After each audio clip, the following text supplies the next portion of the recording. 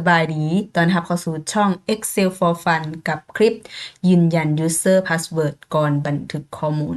เป็นคลิปที่แนะนำการนำไซต์ Excel ในอีกขั้นหนึ่งว่าซั่นซะเพื่อในกรณีที่เป็นคอมแบบส่วนรวม แต่บางหน้าเวียกนั้น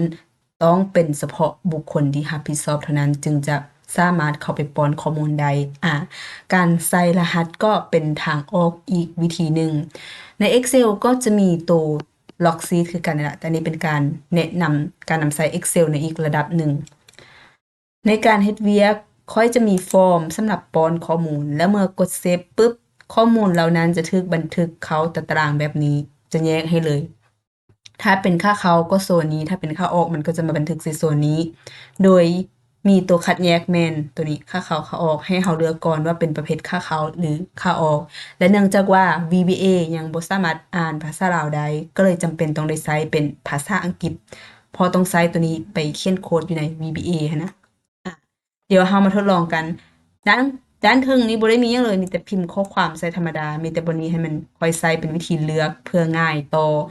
การเฮ็ดเวียกคันไผที่มีแบบจำกัดอย่างเช่นเอกสารแจ้งการหรืออื่นๆแบบมันจำกัดน่ะจะเฮ็ดเป็นดาวลิสต์แบบนี้ก็ได้เมื่อค่อยคีย์ข้อมูลแล้วค่อยกดเซฟ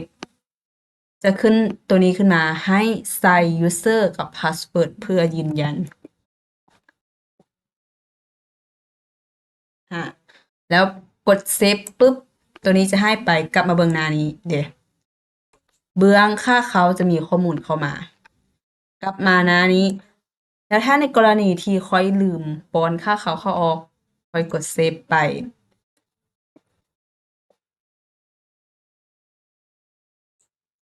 มันจะมีไม้ทวงมาว่าให้เลือก input หรือ output ก่อนก็กลับไปเลือกตัวอย่างในที่นี้เอาเป็น output ซะให้เห็นว่ามันแยกข้อมูลได้แท้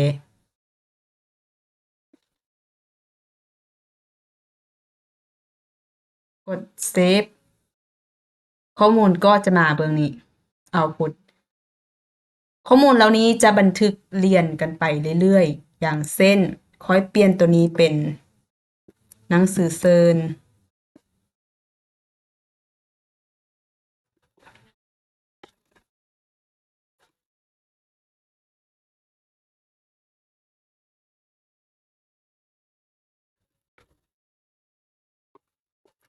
ผสมตัวอย่างตัวนี้เอาเป็น output เลยเนาะกดเซฟในกรณีที่ป้อนข้อมูล user password ผิดเช่นค่อยป้อนแต่3ตัวค่อยกดเซฟก็จะมีทวง error มาว่า user หรือ password ผิดก็เอาใหม่กดเซฟเดมันจะต่อลงไปเรื่อยๆเรื่อยๆจะบ่ทับข้อมูลเก่าส่วนนิ้วตัวนี้กดนิ้วเพื่อลบข้อมูลแล้วก็ป้อนข้อมูลใหม่ประมาณนี้คือสิ่งที่เราจะเฮ็ดในมื้อนี้แต่ก่อนที่จะไปเข้าเนื้อในขอกำลังใจเป็นคนละ1ไลค์แชร์หรือคอมเมนต์ก็ดีเพื่อเป็นกำลังใจในการสร้างคลิปดีๆเหล่านี้ออกมาอีกและถ้าไผที่ให้กำลังใจกันแล้วก็มาเริ่มกันเลยคลิปนี้น่าจะยาวแหละเพราะว่าข้อยจะพาเริ่มตั้งแต่ต้นจนสำเร็จแล้วก็ทดลองใช้งานคันไผที่อยากข้ามไปเบิ่งช่วงได้ก็สามารถกดที่ตัวหนังสือซ้ายมือลุ่มสุดของคลิปเพื่อโดดไปเบิ่งขั้นตอนที่ตัวเองต้องการจะเบิ่งเดี๋ยวข้อยจะแบ่งช่วงแต่ละคลิปไว้ให้พร้อมเขียนตัวหนังสือกำกับไว้ให้เนาะมาเปิดไฟล์ Excel ขึ้นมาแล้วไปที่ไฟล์ Save as ก่อนเลยบันทึกไฟล์นี่แหละแต่ว่าความแตกต่างในที่นี้แม่นเราจะบ่บันทึกเป็นไฟล์ Excel ธรรมดาจะบันทึกเป็นไฟล์มาโครนี่นับแต่เทิงลงมาคือตัวที่2มันจะเขียนว่า Excel Macro Enable Workbook ดีว่าคลิกเข้าไปแบบนี้เลือกตำแหน่งเซฟข้อยจะเซฟทิมไว้ที่ Desktop เพราะเดี๋ยวข้อยสิลบทิมกดเซฟไปตอนนี้ของเราเป็นมาโครเลยเป็นมาโครไปแล้วเริ่มจากการใส่ซี่ก่อนซี่พื้นล่างตัวนี้ซี่กลมตัวนี้ทาซี่ไปก่อนของข้อยจะอยู่แถวที่1 5แถวที่16คันไผที่อยากได้หลายกว่านี้หรือน้อยกว่านี้ก็สามารถที่จะเพิ่มหรือลดได้ บาร์1แถว1ท่านก่อนบาร์1แถว1ท่านบ่ใส่ C ในที่นี้ค่อยจะเอาฮอตตก K ใส่เป็น C กลมลืมเปลี่ยนฟอนต์ก่อนค่อยจะใส่เป็น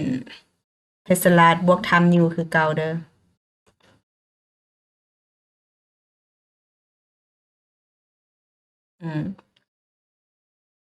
บาท่านบาแถวถ้าทำอิดให้เฮาลากให้มันเป็นเส้นน้อยๆไป แล้วห้องต่อมาบาร์ก่อนบาร์1ท่านไปแล้วแม่นบ่บัดนี้บาร์1แถวบัดนี้ก็จะปรับน้อยเข้าไป ประมาณนี้ บาร์ท่านบาร์แถวแล้วจึงเป็นห้องนี้ มาที่ทั้งซี่คือเก่าห้องนี้เขาเรียกเป็นซี่ข้าวเฮ็ดคือเก่าบาร์แถว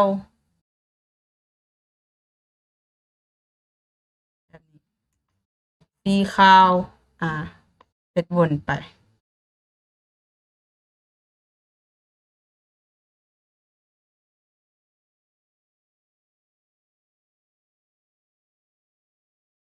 เพราะถ้าเฮาบ่บาหันเฮาทาซี่มันจะเป็นซี่ลวดไปเลยเด้มันจะบ่ได้แบบนี้มันจะบ่ได้เป็นแบบซี่คันซี่ข้าวกับซี่ซี่กลม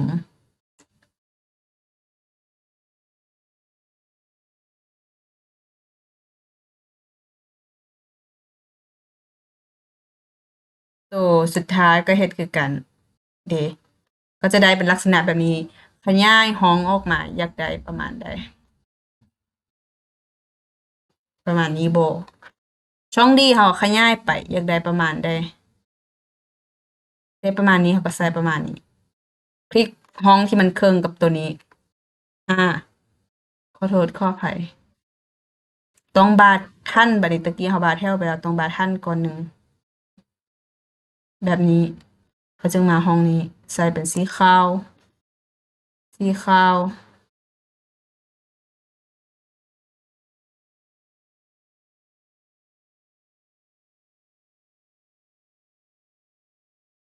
ยืดขนาดห้องออกไปตามความต้องการของเราตัวนี้จะเป็นหัวข้อกำกับส่วนนี้จะเป็นตำแหน่งที่เราป้อนข้อมูลโซนนี้เป็นโซนใส่ปุ่มกดมันใหญ่โพดบ่หรือว่ามันยาวหรือมันแคบโพดจั่งใดค่อยว่ามันกว้างโพดอะเดี๋ยวค่อยลบออกตัวหนึ่งซะประมาณนี้ได้บ่อีกอันหนึ่งค่อยจะใส่ประมาณนี้ซื่อๆใส่ปุ่มเซฟกับปุ่มนิวแล้วก็แล้วอาจจะบ่คือกับต้นฉบับเป๊ะๆเนาะอันนี้จะให้มันเป็นฟอนต์14ซะคลิกใส่เทอละห้องแทนการทาสีทั้งหมดย้อนว่าข้อยอยากให้มันใหญ่เฉพาะตัวห้องสีขาวห้องอื่นข้อยบ่อยากให้มันขยายใหญ่หั้นนะคันถ้าอยาก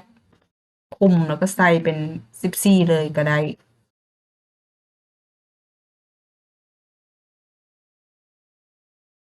ใส่เป็นขนาดฟอนต์14สำเร็จในส่วนตัวนี้ตัวหนังสือเดี๋ยวเราเข้ามาเขียนใส่ก็ได้มันเป็นการพิมพ์ตัวหนังสือใส่ธรรมดาซื้อมาสร้างปุ่มของเราก่อนให้เรามาที่ developer แท็บ developer คันไพ่บ่มีบ่ต้องตกใจไปเอาออกมาวิธีการเอา developer ออกค่อยก็บอกหลายเทื่อแล้วแต่บอกอีกรอบหนึ่งสำหรับเผื่อไผลืมมาบอนสามเหลี่ยมนี้ลงมาในส่วนของ more command ตัวนี้คลิกเข้าไปแล้วมาตำแหน่งวันนี้ custom ribbon ซ้ายมือคลิกใส่มานี่ไม้ติ๊กใส่ developer แล้วก็กดโอเคเป็นอันสำเร็จจะได้แท็บตัวนี้ออกมามาส่วนของ insert ตัวนี้แท็บ developer เด้อมา insert แล้วเลือกตัวที่ตัวนี้ bottom ขอโทษอันนี้เป็นของตัวmacro record บ่แม่นเทื่อแม่นตัวนี้เด้อนี่ตัวที่ของกลุ่มด้านลุ่มพี่คลิกซ้ายใส่แล้วก็คลิกซ้ายค้างไว้ลากปรับขนาด bottom ตามความต้องการของเรา จะได้มาแบบนี้ แล้วให้เรามาที่ property นี่ข้างๆนี่เลย คลิกใส่ property หน้านี้จะขึ้นมาในส่วนของ name ยังจื้อบ่ว่า name แม่นยัง name แม่นตำแหน่งที่เราจะเอาไปเขียนโค้ดแม่นชื่อที่เราจะเอาไปเขียนโค้ดเวลาเราเขียนซะนี้เราจะบ่เห็นการแสดงผลในปุ่มนี้เพราะว่าเราจะนำไปเขียนโค้ดซื่อๆค่อยจะใส่เป็นว่า save b e n ใส่ชื่อได้ก็ได้บ่ผิดเด้อแต่ว่าควรใส่ให้สอดคล้องกับความหมายของปุ่มแล้วลงมาที่ตำแหน่งแคปชั่นนี่บ่นี้นะอันนี้จะเป็นตัวหนังสือแสดงออกหน้าปุ่มว่าแม่นปุ่มยังเห็นบ่เวลาค่อยลบหนังสือตัวนี้ก็หายไปใส่เป็นเซฟไปลงมาตำแหน่งบ่นี้ฟอนต์เลือกตัวซ้ำจำขวามือขึ้นมาภาษาอังกฤษคอยใส่เป็น Time New อันนี้ความมักส่วนตัวของคอยเพราะรู้สึกว่าตัวหนังสือ Time New งามเลือกฟอนต์14ไผจะเฮ็ดเป็นเข้มเอียงนั่นก็เลือกได้แต่ค่อยว่าเอาโอเคไปก็จะได้ขนาด14ใหญ่ขึ้นมาสีของปุ่มบัดนี้มาบน back color บัดนี้คลิกตัวสัญลักษณ์ลูกศรด้านลุ่มเลือกสีอยู่2แท็บนี้หรือแท็บ pattern ก็ได้ก็จะเลือกอยู่ตำแหน่งแท็บ pattern เลือกเป็นสีเขียวก็จะเป็นสีเขียวอีกปุ่มหนึ่งคือ new เฮ็ดขั้นตอนเดียวกันค่อยจะบ่ได้ซูมมาให้เบิ่งนะเด้อจะเอาออกมาเลย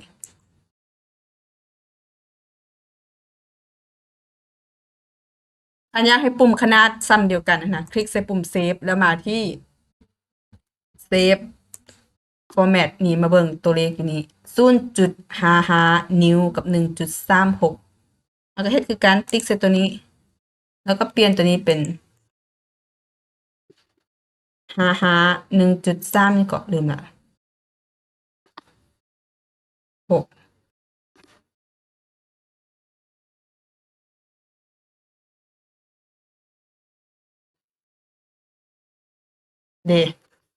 ได้ขนาดปุ่มซ้ำกันเลย ก็จับย้ายให้มันคลึงกันเฮ็ดแบบเดียวกันกับที่คอยพาเฮ็ดกี้นี้ตั้งชื่อบ่ให้ชื่อซ้ำกันเด้อชื่อ name นี่ new in ส่วนของ caption คอยจะตั้งว่า new ไผจะตั้งเป็น clear ก็ได้ แล้วแต่คันเป็น name บ่ให้ซ้ำกัน แต่ถ้าเป็นตำแหน่งของ caption ซ้ำกันได้ caption ก็คือตัวที่มันแสดงออกทางหน้าปุ่มนั่นแหละข้อความกำกับอยู่หน้าปุ่มอันนั้น caption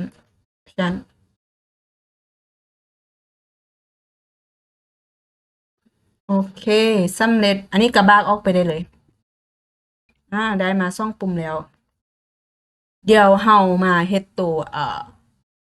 ฟอร์มก่อนเพราะว่าเวลาเฮากดปุ่มนี้แล้วมันจะไปลิงก์เข้าฟอร์มเปิดฟอร์มเดี๋ยวเฮาก็ต้องไปสร้างฟอร์มก่อนเพื่อจะเขียนโค้ดกลับไปที่หน้า developer คือเก่ารอบนี้มาที่ Visual Basic ซ้ายมือสุดคลิกขึ้นมาอันนี้มันโค้ดเก่าของข้อยในหน้านี้เด้อข้อยเปิดค้างไว้เพราะอยากเบิ่งตัวอย่างเดี๋ยวเฮาเอาตัวนี้ออกก่อนก็ได้มันก็จะหายไปเห็นป่ะให้เฮามาที่insert แล้วเลือก user form ขึ้นฟอร์มตัวนี้มาแล้วก็ตัว control ตัวนี้มาคันไผบ่เห็นตัวนี้บ่ต้องตกใจนี่มาคลิกใส่ตัวสัญลักษณ์รูปกระแจที่เขียนใส่ว่า toolbox มันก็จะออกมาคือกันเลือกตัว A ที่เป็น label นี้คลิกซ้ายใส่เทื่อนึงแล้วก็คลิกซ้าย1เทื่อปะไว้ก่อนมีแต่2อันเฮาก็เลือกให้2อันก็ได้จากบานตำแหน่งคลิกอันนึงคลิกซ้ายวางไปก่อนแล้วมาคลิกตัวถัดมาถัดจากตัว A ทางขวามือคือ tick box คลิกซ้ายเทื่อนึงคลิกซ้ายจับย้ายไปวาง วางไปก่อน เดี๋ยวเราค่อยมาจัดน้ำลังกันเลยคลิกซ้ายซ้ายคือกัน วาง ได้แล้ว ต่อมาแม่นยังปุ่มกดสำหรับเซฟกับอีหยังเซฟกับนิวเนาะก็2ปุ่มคือกัน ปุ่มกดของเฮาแม่นตัวนี้ นี่ตัวด้านลุ่มของตัว A Command Bottom คลิกซ้าย1เทื่อคลิกซ้าย1เทื่อบ่ต้องตกใจถ้าว่ามันมุนติวๆนี่บ่ว่ามันจิถ้ามันมุนติวๆส่วนหลายมันแบบมาปิดไปนะคลิกอีก Bottom 1มาไว้2 Bottom ไปก่อน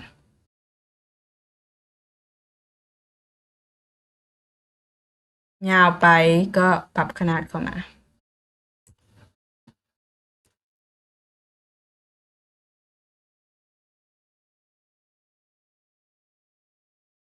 ประมาณนี้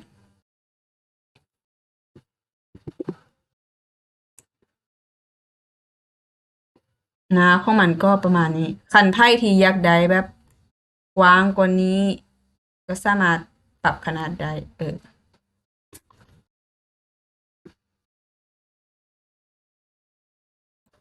ยักย้ายพร้อมกันแล้วก็กดชิปค้างไว้แล้วก็เลือกอีกอันหนึ่ง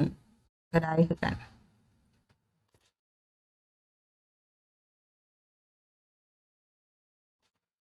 อันที่จริงมันก็บ่ยาวขนาดนี้มาประมาณนี้ก่อนคลิกใส่เลเบลตัวที่1ตัวนี้คลิกขวามาที่ property จะได้หน้าต่างตัวนี้ขึ้นมาอันนี้มันจะอยู่เจนี่ตัวค่อยดึงออกมาเลยเลเบล1เลเบลเฮาบ่ได้เอาไปเขียนโค้ดฉะนั้นตำแหน่ง name บ่ต้องใส่ก็ได้บ่ต้องเปลี่ยนก็ได้มาเปลี่ยนตำแหน่งของแคปชั่นเลยใส่ชื่อเป็น user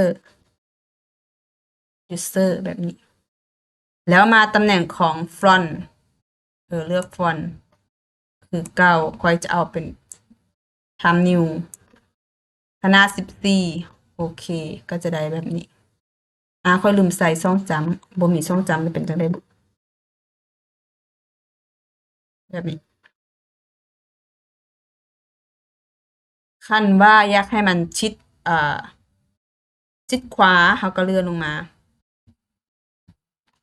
เลื่อนลงมาเลื่อนนี่เต็กอะไรนี่คลิกมันจะมีซ้ายกลางขวาเหรอเนี่ยชิดขวาดิมันก็จะชิดขวาแบบนี้บ่ต้องอันกระบากตัวนี้แต่คลิกตัวใหม่ไปเลยนี่คลิกตัวนี้แล้วก็ตั้งค่าใหม่เลือกเป็นชิดขวาก่อนก็ได้เอาค่อยเลื่อนเมาส์ขึ้นมาถึงมาแปลงด้านถึงแคปชั่นตัวนี้ก็จะเป็นพาสเวิร์ดคือคอยเว้าไปต้นคลิปว่า VBA ยังบ่ซัพพอร์ตตัวอันฟอนต์ภาษาลาวเด้อก็ต้องได้ใช้ภาษาอังกฤษไปก่อนแต่ภาษาไทยได้คันถ้าจะใช้ภาษาไทยก็ได้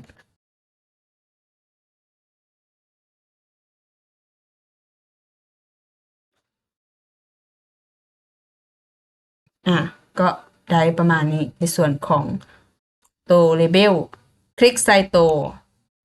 อันนี้เลยตัวห้องที่เราจะเอาไว้พิมพ์นี่นะ text box text box เป็นบล็อกที่เราต้องเอาไปเขียนโค้ดแต่ว่าเราบ่ได้ใส่แคปชั่นเพราะถ้าเราใส่แคปชั่นมันจะเป็นหนังสือแสดงอยู่ตำแหน่งนี้คันถ้าอยากใส่ในกรณีที่บอกว่ากรุณาป้อนวันที่วันเกิดในลักษณะแบบใดก็ใส่ตำแหน่งแคปชั่นก็ได้แต่ค่อยบ่ใส่ค่อยจะเปลี่ยนแต่ชื่อของมันเพื่อนำไปเขียนโค้ดค่อยตั้งชื่อบล็อกนี้ว่า txt_user ชื่อมีผลต่อการเขียนโปรแกรมถ้าค่อยตั้งชื่อแนวนี้แล้วไปเขียนโปรแกรมค่อยจะเอาชื่อตัวนี้ไปเขียนคันว่าจุเจ้าเบิ่งแล้วตั้งชื่อเป็นของตนเองบ่ได้คือของข้อยนะเวลาไปเขียนโปรแกรมให้เอาชื่อของพวกเจ้ามาเขียนอย่าเอาชื่อของข้อยไปเขียนได้แบบเขียนตามของข้อยหมดทุกตัวน่ะเอาชื่อของข้อยไปเขียนมันจะบ่เฮ็ดเวียกมันจะเerrorเนาะอันนี้ติ๊กมาบล็อกที่2เลยคือเก่าอันนี้ค่อยจะใส่เป็น txt_underscore password นี่ก็จะใส่ให้มันสอดคล้องกับบล็อกเพื่อเวลาเราเขียนโค้ดเราจะได้คิดออกว่ามันซื้อยัง txt ความหมายคือ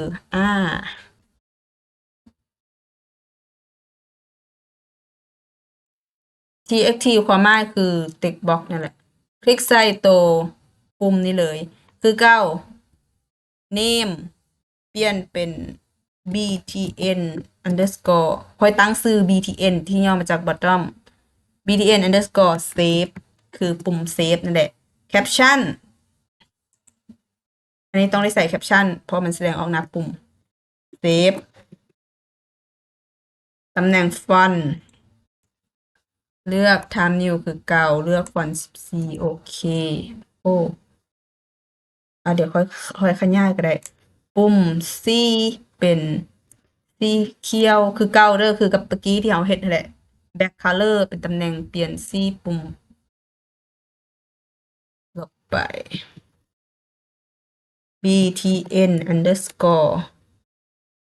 new อันนี้ก็คือการเพื่อว่าเวลาเราปอนรหัสไปแล้วเรา new เพื่อใส่รหัสใหม่ก็ได้ caption new font time new font 14สีปุ่มเป็นสีแดงเป็นอันสำเร็จเปลี่ยนชื่อฟอร์มในหนึ่งตัวนี้ฟอร์มเวลาเรารันขึ้นมันจะขึ้นชื่อว่า user form 1เราจะใส่ user form 1เลยบ่ติ๊กใส่ฟอร์มโดยกงเลยเด้อมันจะขึ้นมาเป็นนี้ name บ่ต้องไปเปลี่ยนเพราะว่าเราบ่ได้เขียนโค้ดบ่จำเป็นต้องเปลี่ยนก็ได้มาที่ caption พี่ก็จะใส่เป็นว่า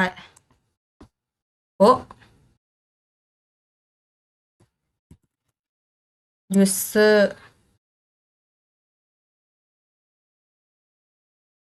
name ก็จะใส่เป็น user name เห็นปะมาคอก็จะเปลี่ยนเป็น user name คือค่อยถือว่าเป็นอันสำเร็จกับการตั้งค่าต่างๆก็ซูมเอาออกมา อันนี้กระบากทิมได้เลย ขยายปุ่มนิดนึง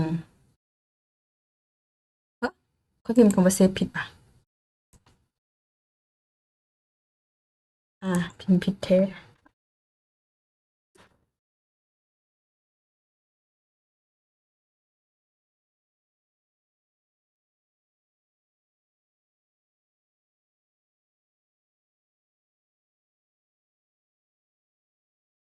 คันอยากเบิ่งว่าฟอร์มของเฮาหน้าตาจะเป็นแบบใดนะให้เฮามาคลิกใส่บอลสามเหลี่ยมตัวนี้ที่เป็นรูปเพย์รูปฟอร์มของเฮาก็จะเป็นลักษณะแบบนี้คันมักแล้วก็พอใจในรูปฟอร์มของเฮาแล้วก็โอเคแต่ค่อยยังบ่พอใจเทื่อคลิกซ้ายค้างไว้ลากกวมเอาอ็อบเจกต์ทั้งหมดเพื่อย้ายบัดเดียวเลื่อนเมาส์ไปใส่จับย้ายน้อยหนึ่งประมาณเอาประมาณนี้แหละบ่แปลงอะไรถือว่าได้ละค่อยพอใจกับฟอร์มละกลับมาในหน้าของ Excel คลิกใส่ปุ่มเซฟตอนนี้มันอยู่ในสถานะเฮ็ดเวียกแล้วเวลาคลิกใส่มันจะเป็นเขากดปุ่มมันบอกให้เฮามาคลิกใส่บนว่า Design Mode บนตำแหน่งของdeveloper design mode คลิกใส่แล้วจึงมาติ๊กใส่ปุ่มก็จะเป็นแบบนี้คลิกซ้าย2เทื่อหรือดับเบิลคลิกขึ้นมาจะอยู่ในหน้าส่วนของการเขียนโค้ดให้เลื่อนเมาส์มาซ้ายมือแล้วสังเกตฟอร์มบนนี้ชื่อฟอร์มบนนี้ชื่อยังตะกี้ค่อยเปลี่ยนแต่แคปชั่นมันบ่แต่ค่อยบ่เปลี่ยน name ของมันยังเป็นตัวเก่าค่อยก็เขียนใส่ user from เขียนตามมาเลย1อันนี้คือสื่อฟอร์ม dot show ตัวนี้ความหมายก็คือว่าให้แสดงฟอร์มตัวนี้ให้แสดงฟอร์มตัวนี้สำนี้ตัวนี้กลับมาที่นี้ของเราเอาตัวดีไซน์โหมดออกคลิกกลับคืนอีกรอบนึงนี่ก็จะได้ตัวนี้ขึ้นมาได้ละปุ่มตัวนี้ค่อยแปลงอันนี้นิดนึงก่อนรู้สึกว่ามันกลับไปที่ property คือเก่าแล้วมาที่ font 25 ฟอนต์เลือกเป็น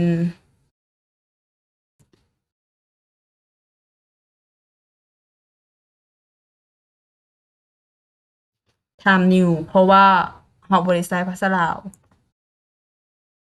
คลิกใส่ของอีก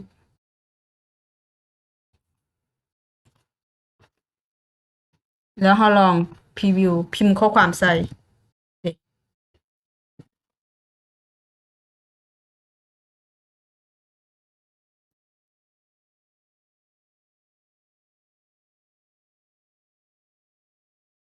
ง่ายๆนึงกัน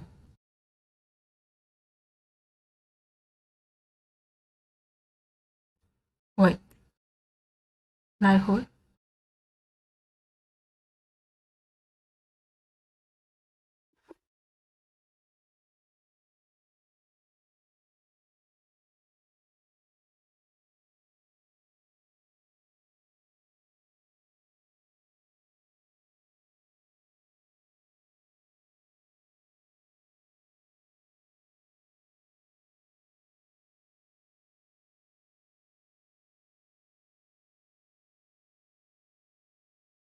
โอเคได้ละสำเร็จในส่วนของปุ่มเซฟมาปุ่ม New คลิกดีไซน์โหมดอีกรอบหนึ่งก่อนดับเบิลคลิกใส่ New แบบนี้ขึ้นมาปุ่ม New ตัวนี้คอยใส่เข้ามาเพื่อเป็นการลบข้อความออกแบบบ่ต้องลบเทอละห้องฮะก็พิมพ์ this work book dot คือ workbook ตัวนี้หรือไฟล์ตัวนี้นะ dot worksheet จิ้มลงไปเจ้าจะพิมพ์จนสุดก็ได้หรือว่าเจ้าจะใช้วิธีแบบเลือกแล้วก็กดปุ่มยาวางก็ได้แต่อย่าลืมว่าเมื่อกดปุ่มยาวางแล้วมันจะมียาวางตัวนี้มานำให้เจ้าลบยาวางออกเด้ worksheet เปิดวงเล็บเปิดวงยืมใส่ชื่อซีทที่เจ้าต้องการอยากให้มันเข้าไปหันเพราะว่าใน1ไฟล์มันมีหลายซีทเนาะต้องได้เจาะจงว่าซีทใดชื่อซีทให้เบิ่งตามตัวที่เจ้าเปลี่ยนบางเทื่อเจ้าจะมีการเปลี่ยนชื่อไปเป็นชื่ออื่นๆต้องเป็นภาษาอังกฤษเด้อเจ้าเปลี่ยนชื่อไปเป็นชื่ออื่นๆแล้วให้เจ้ามาเบิ่งซ้ายมือทางหน้าแม่นชื่อเก่าของมันส่วนทางในวงเล็บเป็นชื่อที่เจ้าเปลี่ยนมาเป็นชื่อหยังให้เอาชื่อที่เจ้าเปลี่ยนมาเนี่ยว่าเป็นชื่อหยังหั่นไปเขียนใส่ในที่นี้ห้องคอยยังเป็นซีท1คือเก่าเขาก็เขียนใส่ซีท1ปิดวงยืมปิดวงเล็บแล้วก็ dot rank RANGE อันนี้มันบ่ขึ้นให้บ่เป็นหยังเปิดวงเล็บเปิดวงยืมกลับมาที่ข้อมูลของเฮาอันนี้เราจะลบข้อมูลเนาะแถวที่ต้องการจะลบแม่นแถว E เพราะว่าแถว E เป็นแถวที่เราคีย์ข้อมูลเข้าไปแต่แถว C เป็นแถวที่มันเป็นปลายกำกับเราจะบ่ลบเราจะลบแถว E เป็นท่าน E หมดเลยต่างแต่แถวก็จะมีแถว3 5 7 9 11 13และ15คือเลขคีกน่ะเลขคีกน่ะกลับไปใส่ e 3จุดอย่าวาง e 5จุดอย่าวาง e ยัง e 7e 9จุดคันไพ่บ่จืดจะใช้วิธีจดก็ได้เด้อจดออกมา e 15ปิดวงยืมปิดวงเล็บแบบนี้เป็นอันสำเร็จมันจะลบห้องเหล่านี้คันไพ่ที่เบิ่งคลิปคอยเรื่องการเขียนโคด VBA มาหลายคลิปจะเห็นว่าอันนี้เป็นคำสั่งใหม่ที่ย่อสั้นลงถ้าแต่ละเทื่อก็เฮ็ดแม่นอันนี้จะแบ่งย่อยออกมี10แค่10เซลล์ก็10แถวหั่นน่ะอันนี้ข้อยย่อเป็นแถวเดียวจบกลับไปที่ Excel ของเราลองพิมพ์ข้อมูลหยังก็ได้ลงไปก็พิมพ์เล็บ1ใส่หมดเลยนี่กด New Debug มี Debug เข้ามาคืออันใดลืมใส่ Clear Content ความหมายคือลืมบอกให้มันลบจำเม็ด C LEARCONTENTS ปกติมันต้องขึ้นให้ได้แต่มันบ่ขึ้นว่ะยานสิผิดอยู่เด้ออันนี้จะเป็นคำสั่ง clear content ความหมายคือลบข้อมูลกลับไปอีกเนาะได้บ่โอเคได้แล้วลืมใส่คำสั่ง clear content ข้อความเต็มๆของมันก็แบบนี้สำเร็จในส่วนของช่องปุ่มนี้แล้วมาต่ออีกปุ่มหนึ่งคือปุ่มอยู่ในฟอร์มของเฮาดับเบิลคลิกใส่นี้เลยก็ได้นี่ฟอร์มทางข้างเนี่ยคลิกซ้าย2เทื่อแล้วดับเบิลคลิกมันจะขึ้นหน้าฟอร์มให้เฮาบัดนี้มาเฮาต้องเขียนโค้ดให้ปุ่มเซฟตัวนี้กับ new ตัวนี้ new ตัวนี้ยังเฮ็ดเวียกเก่าคือให้มันล้างคอนเทนต์ช่องคอนเทนต์นี้ลบข้อมูลเขียนตัว new ก่อนก็ได้ดับเบิลคลิก new ขึ้นมาในนี้ชื่อตัวนี้คันไผบ่จื้อจดออกค่อยจื้อแล้วอันนี้ txt user อันนี้ txt password ของข้อยจื้อแล้วข้อยก็จะกลับไปที่ new พิมพ์ใส่ txt underscore user dot text เท่ากับเปิดปิดวงยืมก็ได้แล้วก็ enter txt underscore password ค่อยลืม dot text เท่ากับเปิดปิดวงยืมแบบนี้เป็นการลบข้อมูลลองรันฟอร์มขึ้นมาเดี๋ยวคลิกใส่บนนี้ก่อนแล้วก็รันฟอร์มขึ้นมาได้แล้วปุ่ม new ของเฮามาต่อในส่วนของปุ่ม save คลิกซ้าย2เทื่อเพื่อเขียนข้อมูลใส่ปุ่ม save โค้ดของปุ่ม save ตัวนี้จะยาวเลยเด้อ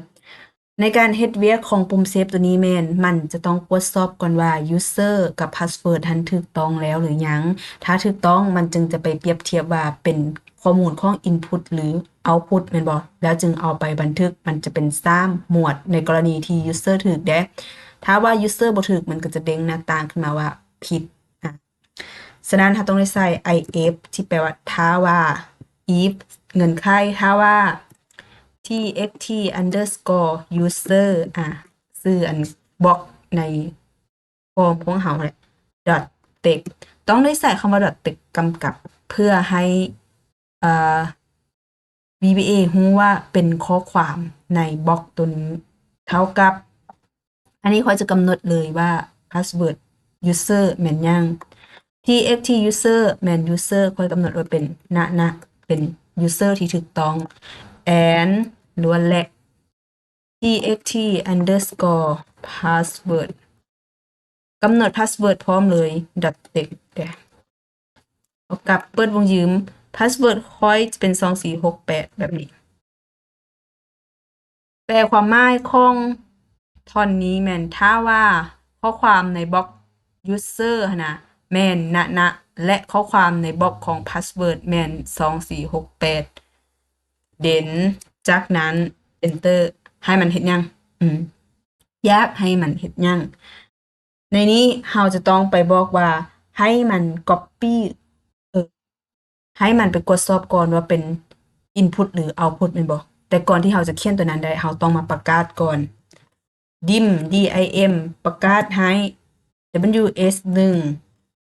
เป็นข้อมูล worksheet มันก็บ่ขึ้นตกใจมันเป็นข้อมูล worksheet dim w2 เป็นข้อมูล worksheet คือกันคือค่อยต้องกลับไปเดี๋ยวแป๊บนึงเด้อ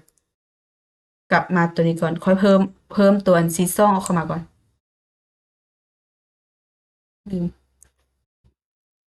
เดี๋ยวเรามาเพิ่มอันหัวข้อซีซ่องแป๊บนึงก่อน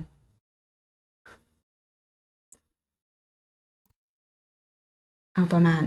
12พอหัวข้อ ตัวนี้ค่อยจะทำการก๊อปมาเลยเพื่อให้มันว่องไวเนาะ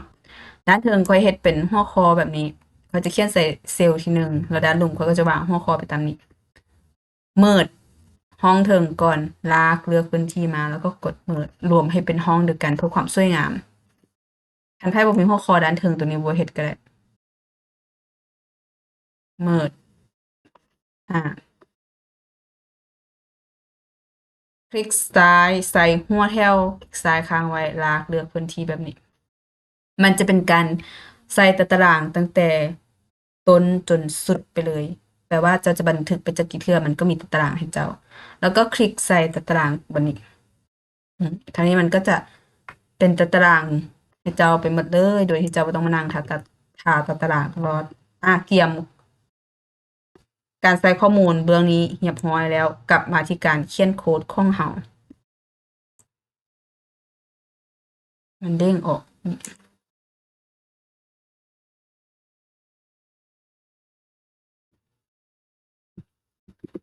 กลับมาที่การเขียนโค้ดของเฮา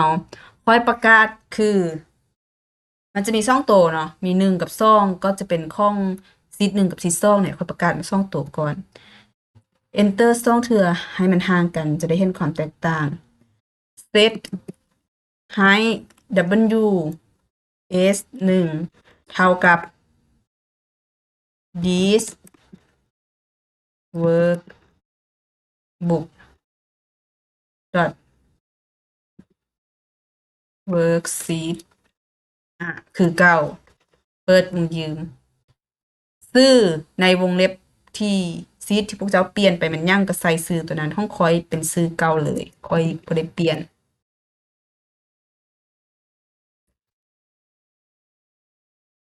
แล้วในส่วนของซีด1ความหมายคือว่า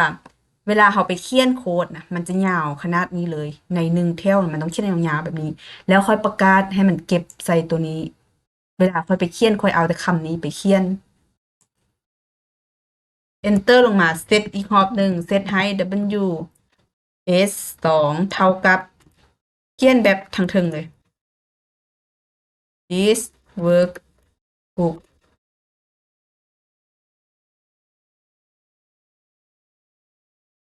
worksheet ซีด2แบบนี้เป็นอันสำเร็จเราเซตไปแล้วว่าให้ตัวนี้มีค่าเท่ากับคำสั่งตัวนี้ยาวๆตัวนี้เวลาเขาเขียนคำสั่งเขาก็จะสั้นลงเนาะเซตมาแล้ว ประกาศอีกรอบหนึ่งวันนี้ดิมก็จะใส่เป็น last row บ่ฮู้จะตั้งซื้อยังใส่แต่ซื้อเก่า as long enter last row เท่ากับ this workbook dot worksheet คือเก่า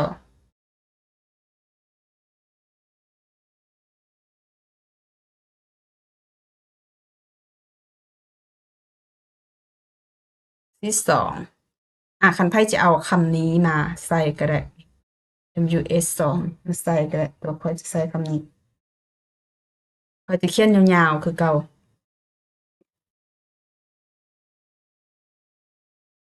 เพราะว่าตัวนี้ห้องคอยโอ้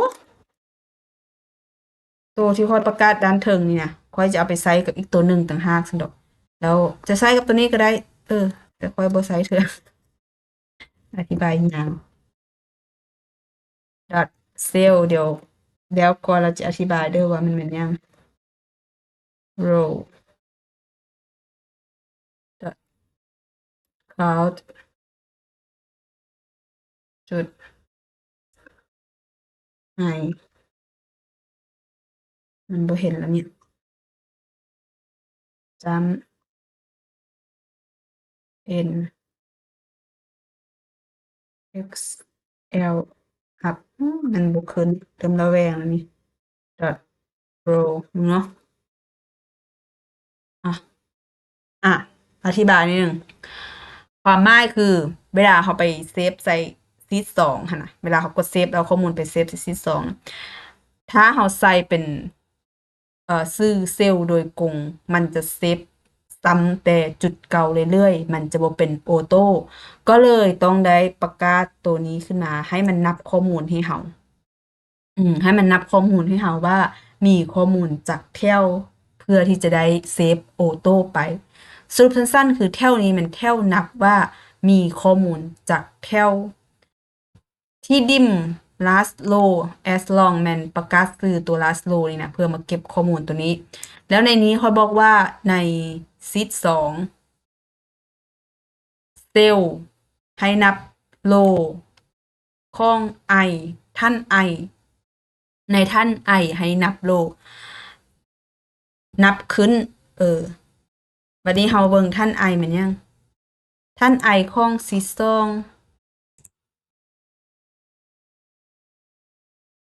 แม่นตัวนี้ท่านไอของซีด2แม่นเอกสารแม่นเลขที่ของค่าออกเพราะว่าเอกสารแน่นอนมันต้องมีเลขที่ทุกเทื่อมันต้องมีเลขที่เฮาจะนับตัวที่มันแน่นอนว่าต้องมีเสมอนับตัวได้ก็ได้ในนี้เจ้าจะนับเอกสารนับเรื่องนับภาคส่วนวันที่ก็ได้แต่ค่อยจะนับเลขที่เพราะมันเป็นเอกสารมันต้องมีเลขที่ตัวนี้เนาะแปลว่าตัวนี้จะเป็นตัวเก็บของ output เห็นบ่ฉะนั้นปริ้นเป็น A เพราะว่าค่อยยังบ่เอาค่อยเฮ็ดเป็น input ก่อนเป็นแบบนี้ อันนี้นับของ input enter ลงมา ตัวนี้มันนับว่ามีจากแถวมีข้อมูลจากแถวแต่ถ้าเราอยากให้มันวางข้อมูลต่อเราก็ต้องสมมติว่าเป็นตัว W เท่ากับเอา last row นี้บวก1แบบนี้ enter ไปแถวนี้มันนับว่ามีข้อมูลอยู่จากแถวเส้นมีข้อมูลอยู่2แถวแม่นบ่บวก1ก็แปลว่าวางแถวที่3ต่อแถวที่3ไปเฮ็ดคือการก๊อปมาเลยก็ได้ Ctrl C Ctrl V เปลี่ยนชื่อลืมดิมอีกรอบหนึ่งต้องเอาชื่อใหม่ค่อยจะเอาเป็น last แล้วก็ละ as long คือกัน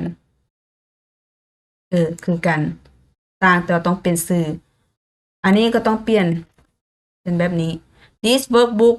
อยู่ซีซ่องคือเก่าเซลโลแต่ว่าจะบ่แม่น I แล้วจะเป็นบ่แม่น A แล้วจะเป็น I เพราะจะเป็นในส่วนของ output ก็การนั้นก็คือเก่าอันนี้ใส่เป็นตัวยังก็ได้แล้วแต่พวกเจ้าก็จะใส่เป็นตัวนี้ แล้วก็บวก1คือกัน แล้วในส่วนของการนับบัดนี้ enter มาเองค่อยนับไปแล้วว่าแต่ละห้องหันมีข้อมูลเท่าใดแล้วก็บวก1ให้มันวางข้อมูลในแถวถัดไป มันก็จะไล่ค่อยออโต้บัดนี้มาเขากดเช็คว่าเป็น input หรือ output ถ้าว่า WS 1นี่ทางเทิงเนี่ยก็คือแถวนี้แหละ is workbook sheet เป็นชีต1นี่แหละมันยาวๆนี่ dot length ของ e ยังเลขที่ของเฮาบ่แม่นเลขที่เด้เนาะ input output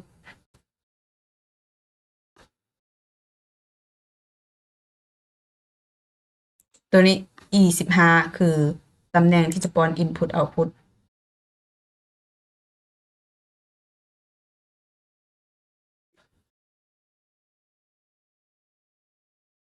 e 15 dot value เท่ากับ input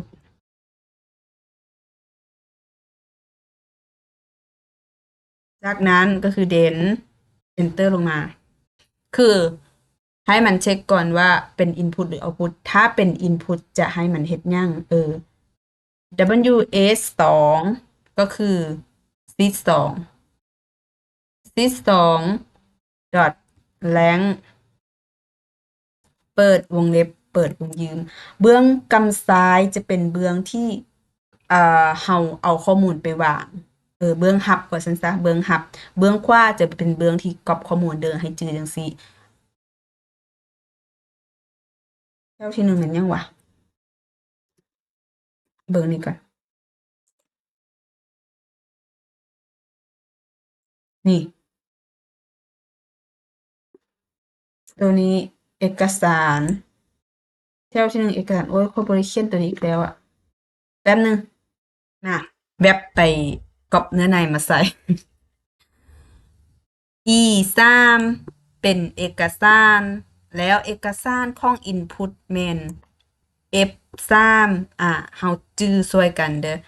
เดี๋ยวค่อยจะถ่ายรูปไว้เลยจะได้บ่ให้มันช้า E3 F เอกสาร E เรื่องหัวข้อเรื่องก็จะเป็น E5 เนาะภาคส่วนแม่น E7 ถือกับ D เด้แล้วก็ E9 เลขที่ถือกับ A E11ค่าเข้าค่าออกเขาวันที่เขาก็คือ C3 เนาะแล้วก็ลงวันที่แม่น B ส่วนตัว input output นี่เราจะบ่ได้ใส่เราใส่แต่ส่ำนี้เอาตัวนี้ให้กงกับหัวข้อมันโอเคกลับมาที่การเขียนโคดของเรา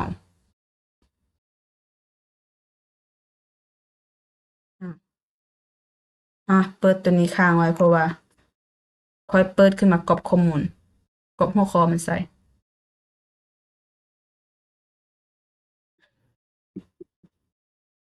กลับมาที่การเขียนโคดแถวที่1ของเฮาแม่นเอกสารแม่นบ่เอกสารในเบื้องของตะกี้ที่เฮาไปเบิ่งมัน F แล้วถ้าว่าเจ้าใส่เป็น F3 เลยคือค่อยเว้าไปกี้นี้ว่ามันจิซ้ำอยู่แต่บอนเก่าฉะนั้นเราต้องใส่เป็น F เปิดวงยืมปิดวงยืมอย่าวางใส่เครื่องหมายและอย่าวางมาใส่ตัวนี้แทนนี่ตัว W นี่เพราะว่า W นี่มันเก็บค่าตัวที่มันนับจำนวนแถวมาแล้วก็บวก1แม่นตำแหน่งที่มันจะไล่ไปเรื่อยๆนะเราก็ใส่เป็น W เข้าไปให้มันปิดวงเล็บแบบนี้แทนที่เราจะใส่เป็นตัวเลขโดยกงใส่เป็น W มาแทนแล้วก็ dot value อย่าวาง WS 1คือตัวนี้ seed 1นี่แหละ dot rank เขียนคือกันต่างแต่ว่าตัวนี้จะเป็นเบื้องอันที่เขาไป copy ข้อมูลหรือเบื้องฟอร์มอันนี้เขาใส่ตัวเลขโดยกงได้เลยคือ E3 เพราะมัน fix อยู่กับตำแหน่งเก่ามันบ่ได้เคลื่อนที่เด้ dot value คือกันสำนี้ enter ลงมาอันนี้มันก๊อปห้องที่1คือก๊อปตัวเอกสารจากซีท1มาไว้ที่ F ของซีท2เขาก็อธิการเขียนก๊อปตัวนี้มาเลย Ctrl V แล้วแปลงบัดนี้สิ่งที่เจ้าต้องแปลงแม่นแปลงบ่นี้ให้แทดเหมาะกับเบิ่งนี้เอาเบิ่งนี้ก่อนเอาเบิ่งขวาก่อนที่เป็นซีท1ที่เป็นฟอร์มที่เฮาก๊อปมาแม่น E5 แม่นบ่ E5 กงกับอีหยังกงกับตัว E ของข้อยตะกี้คือที่ข้อยบอกไปเด้หัวข้อที่มันกงกันเด้ E แบบนี้ส่วน W เอาไว้คือเก่า Ctrl V ต่อ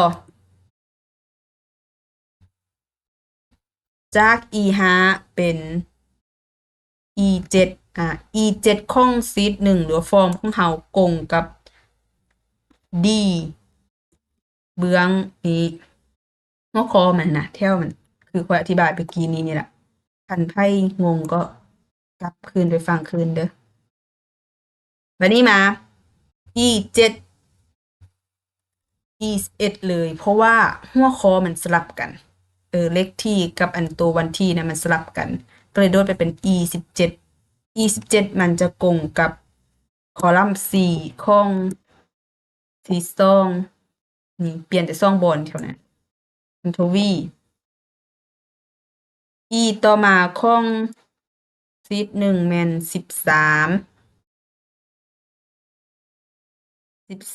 จะกงกับคอลัมน์ B ข้อยบ่จื้อแล้วมันอิหยังมันวันที่บ่ลงวันที่มันลงวันที่นี่แหละ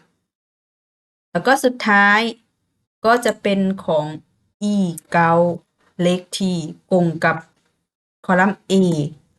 ของเบื้องที่2นี่ มันก็จะกรอกข้อมูลพวกนี้ไปวางตามตำแหน่งที่เราต้องการ แล้วก็ไล่โฟลว์ไปเรื่อยๆ อันนี้เป็นในส่วนของ input แม่นบ่ enter อีกรอบหนึ่งยับเข้ามา else if อย่าวาง else if แม่นถ้ากดเช็คตัวนี้บ่แม่นให้มาเข้าตัวนี้ ws1 เขียนคือด้านเทิงเลย dot length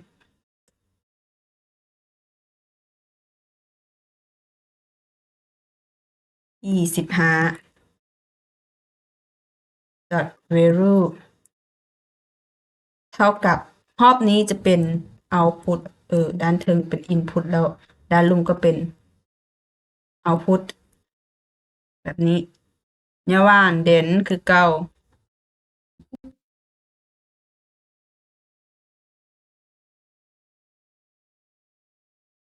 เด่นคือเก่าเขียนคือกับตัวเทิงนี้แต่รอบนี้เราจะเปลี่ยนจาก f e เป็น n เมี่ยงแทนเพราะว่ามันเป็นช่องฝากเด้ย้ายแต่อันคอลัมน์ซื่อดอก dot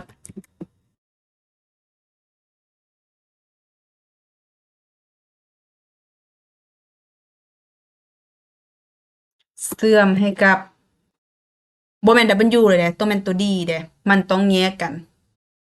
ตัวด้านเทิงนี้นับข้องอัน input ตัวด้านลุ่มนี้นับเบื้องข้อง output ฉะนั้นเราต้องใส่เป็นเสื่อมให้กับ d แล้วจึงปิดวงเล็บ dot value แบบนี้อย่าวาง ws1 dot length คือกัน อันนี้จะคือกับด้านเทิงนี้เป๊ะเลย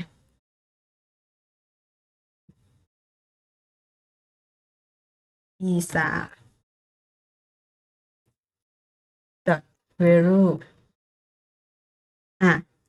เรามาเบิ่งตัวนี้หน่อยหนึ่งเบื้องนี้เราจะเริ่มจาก n ที่เป็นเอกสารแล้วจึงมา m เหลือง l ภาคส่วน k ออกวันที่ j ลงวันที่ i เลขที่บอกก่อนว่าค่อยจะเรียงเบื้องนี้เป็นหลักค่อยจะเรียงตำแหน่งคอลัมน์เบื้องซ้ายมือเป็นหลักแล้วก็เบื้องขวามือจะสลับให้มันกงกันเนาะอันที่2เราก็ก๊อปไปคือเก่า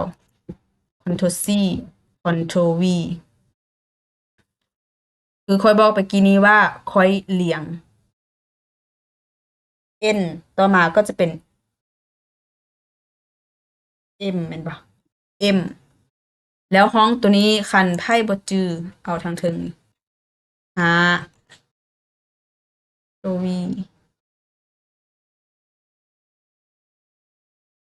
l ตัวนี้ก็เป็น7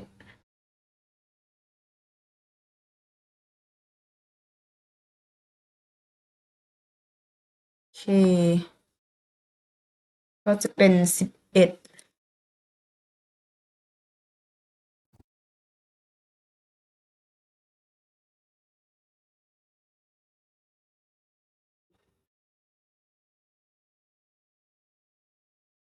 13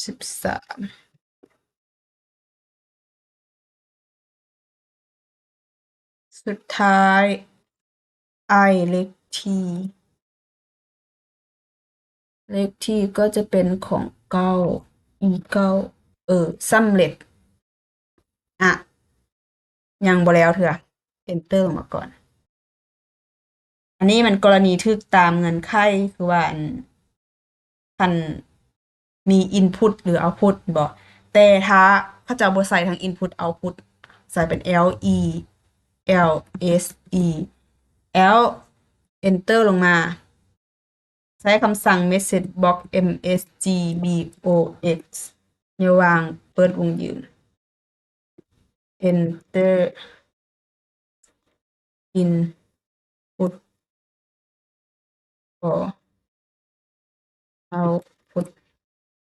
คำนี้จะใส่แนวได้ก็ได้เด้อในวงยืมเจ้าจะใส่เป็นว่า please enter หรือ please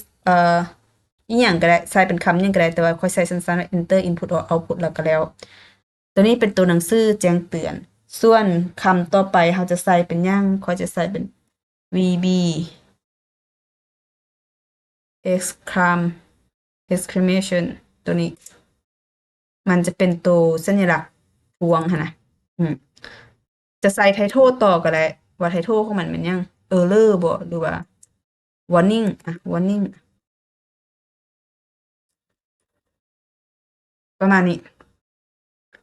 แล้วในส่วนของตัวนี้แล้วก็ enter อีกรอบหนึ่งใส่ n if ปิดคำสั่ง if ตัวนี้ n if enter enter แล้วในส่วนของการกดสอบว่าเป็น input หรือ output ระบบถ้าเป็น input เฮ็ดเวียกตัวนี้ถ้าเป็น output เฮ็ดเวียกตัวนี้ถ้าบ่ได้ใส่ทั้งสองให้มาขึ้น pop up แจ้งเตือนว่าให้ใส่ต่อมาเอามาเข้าข้องอันนี้มันข้องตัวย่อยเนาะ if ข้องตัวย่อยตัวนี้บัดนี้ if ใหญ่ตัวนี้นี่ if ตั้งแต่ทำ if หัวคอไปนี่เราเปิด if อยู่นี่แล้วเฮามา else อยู่รุมถ้าถูกตามเงื่อนไขรหัสพาสเวิร์ดถูกให้เฮ็ดเปรียบตามนี้ถ้ารหัสกับ user บ่ถูกให้ else ทั้งรุมอีกรอบหนึ่งแล้วก็ enter msg message box ขึ้นคำว่า user or password is wrong ใส่ไม่ทวงพร้อมไม่ทวงอยู่ไส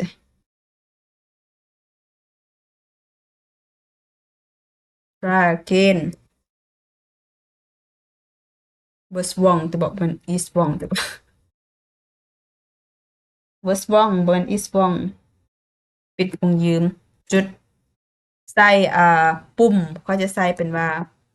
มีปุ่มนี้ปุ่ม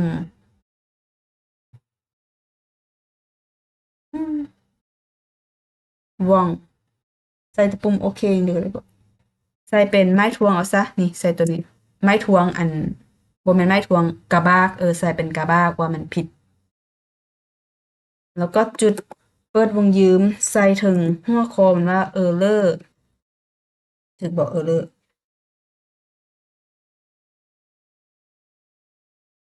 แม่นบ่น่าจะแม่นได้แหละ is เป็น words พิมพ์ผิด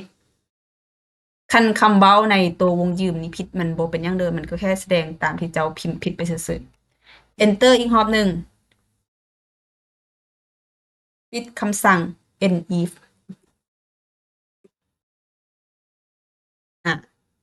ตอนนี้แล้วแต่ว่าค่อยอยากให้กรณีที่ค่อยกดเซฟแล้วมันเฮ็ดเวียกแล้วก็ให้มันแบบปิดหน้าต่างไปพร้อมนะก็ enter ลงมาอีกรอบหนึ่งใส่เป็นอันโหลด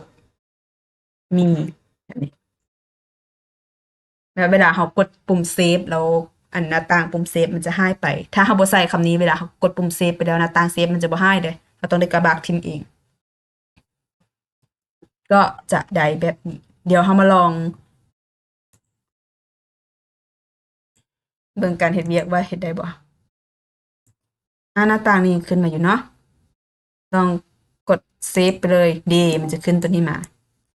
error user or password was wrong try again มันจะมีคำโอเคคำเดียวเห็นบ่จะหายไปกดอีกรอบหนึ่งลองใส่เป็นนะ2468 save warning enter input or output เราก็มา enter ก่อนคลิกใส่บนนี้ไปที่ data คลิกใส่บน input output นะมาที่ data เพราะเราจะไป head drop down list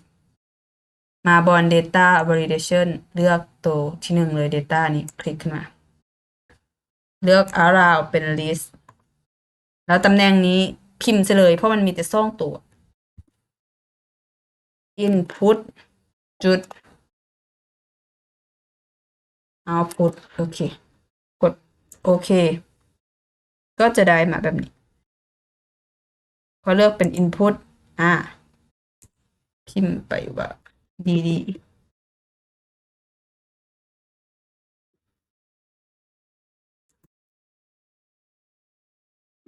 กดเซฟ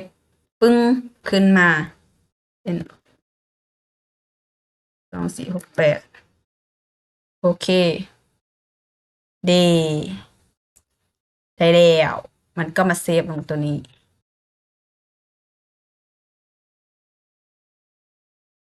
คันค่อยเปลี่ยนคืนเป็น output ดูเซฟ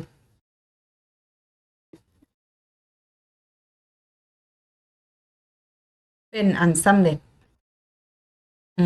เซฟได้แล้วคันอยากเซฟบ่แน่ใจก็เซฟต่อก็ได้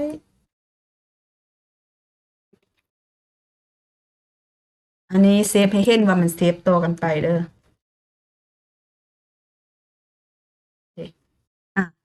ถือว่าสำเร็จแต่มันยังเหลืออีกจุดหนึ่งคือเวลาขึ้นตัวนี้มาค่อยใส่รหัสแล้วมันบ่เป็นดอกจันแม่นบ่คือกับตัวอย่างที่ค่อยเฮ็ด